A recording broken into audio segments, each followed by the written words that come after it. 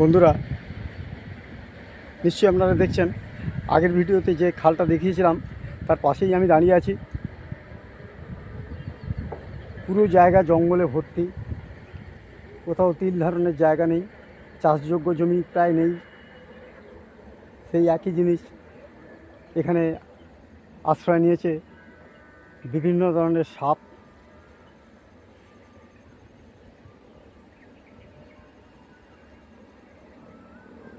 দেখছেন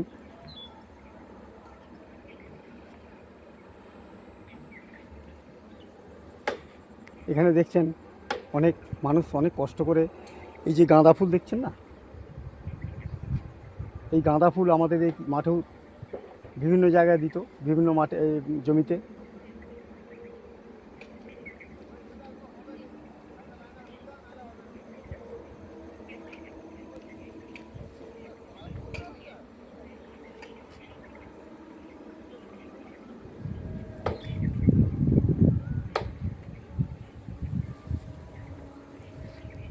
চলুন যাওয়া যাক, আর একটু এগিয়ে যাওয়া যাক।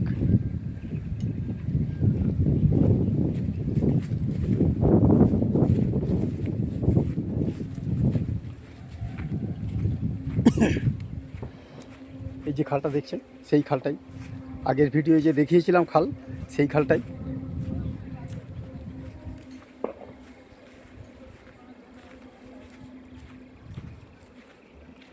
এই সেই খাল, এর পাশেই এই যে জঙ্গল ভরা জমি। এই যে গাছগুলো দেখছেন না, এই গাছগুলো হচ্ছে হোগলা গাছ। এই একটা বীজ যদি কোথাও গিয়ে হাজির হয়, তারপরে সেই জমির চরিত্রই পাল্টে দেবে, যেটা এখানে হয়েছে।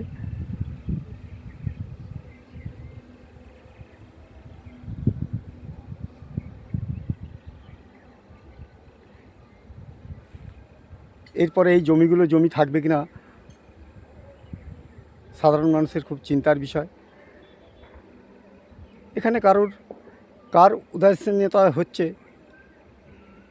কিছুই আমরা বুঝতে পারছি না।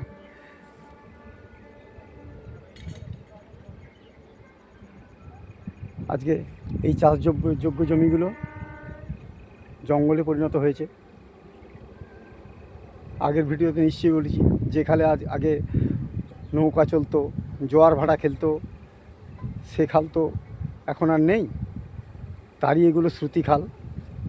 এই শ্রুতিখাল দিয়েই জোয়ারের জল আমরা জমিগুলো যেত, চাষিরা সেইভাবেই ব্যবস্থা নিতেন।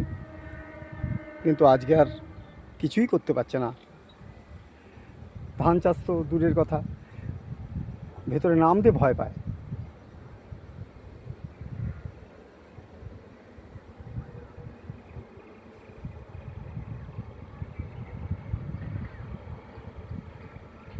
আর একটু যাওয়া যাক, একই জিনিস আপনাদেরকে দেখাচ্ছি।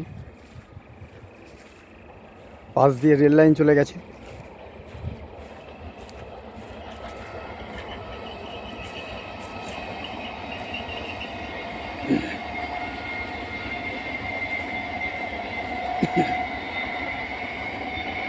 এই দেখুন, একই জিনিস, কোথাও ধান চাষের কোনো লেস নেই, শুধু জঙ্গল জঙ্গল আর জঙ্গল, হোগলা জঙ্গল।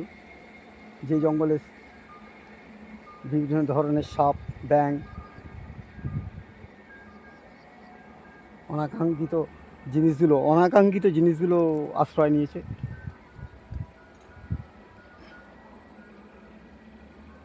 প্রত্যেকেই ভয় পায়। অদূর ভবিষ্যতে এই জমি আর জমি থাকবে না।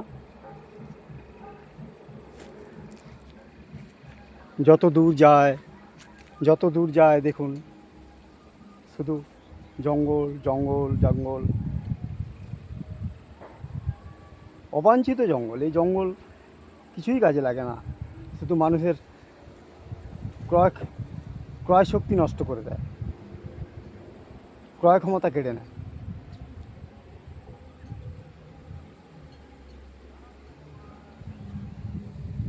দেখছেন নিশ্চয়ই। ঠিক আছে বন্ধুরা, আবার একদিন অন্য জায়গায় আপনাদেরকে নিয়ে যাব, এই রকম একটা জায়গায়।